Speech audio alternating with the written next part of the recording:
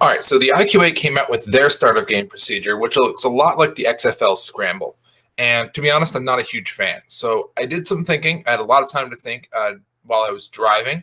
And I've kind of come up with this new start of game procedure, which is kind of a marriage of how the NFL and how Ultimate Frisbee start their games. So I'd like to introduce the throw off. So before the game, there's a coin toss in the captain's meeting that determines what the throwing team and the receiving team.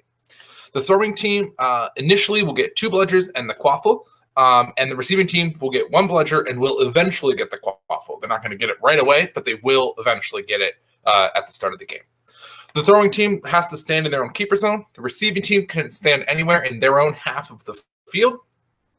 And any member of the throwing team throws the quaffle to the receiving team to start the game. Okay? That's pretty much it. That's the basics. So now we're going to get more into like the details, but this is just basic overview of how it's going to go. The restrictions here are that the throwing team can't leave their keeper zone until one of 2 things happen. Either the receiving team touches the quaffle, so any eligible player on the receiving team touches the quaffle, or any member of the receiving team crosses the midfield line. They don't have to completely cross it. So in this case, as long as they step over it, they've crossed midfield, game on. The throw from the throwing team has to do 2 things. It has to stay in bounds, and it must cross midfield. Now, you can also roll it. They could, if they wanted to roll, if it was super windy and they wanted to roll it, they could roll it. They could roll it to get across midfield. And however the rule is written, or however refs officiate it, it should be clear that if you are the receiving team and you stand at the midfield line and block the quaffle from going across the midfield line, that it's game on at that point. You've now touched the quaffle. Even if a beater throws a bludger at it from the receiving team, yes, the receiving team has now interacted with it. Game on.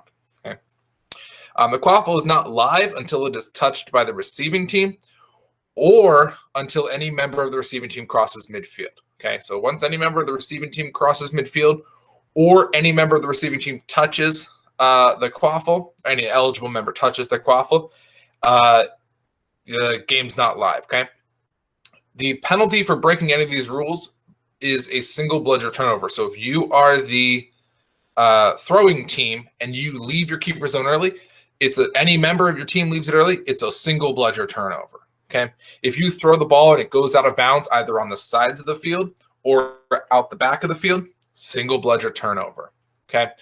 If it doesn't cross midfield, you throw it, doesn't quite make it across midfield, it just kind of stops short of midfield.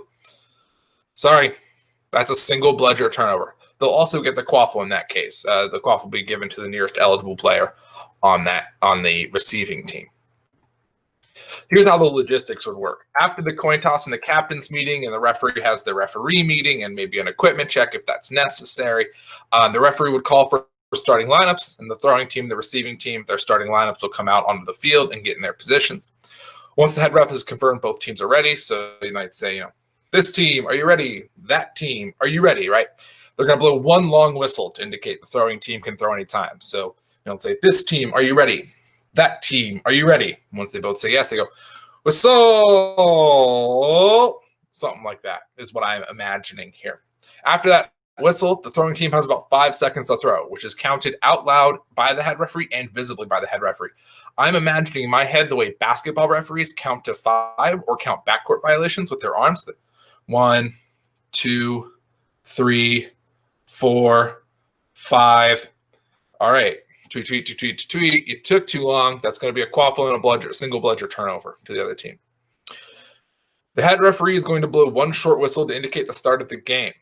Okay, so the start of the game is happens when one of 2 things happen. So either when the receiving team touches the quaffle or when any member of the receiving team crosses midfield, right? They just step over. They don't have to completely cross, but any part of their body, they cross that midfield line.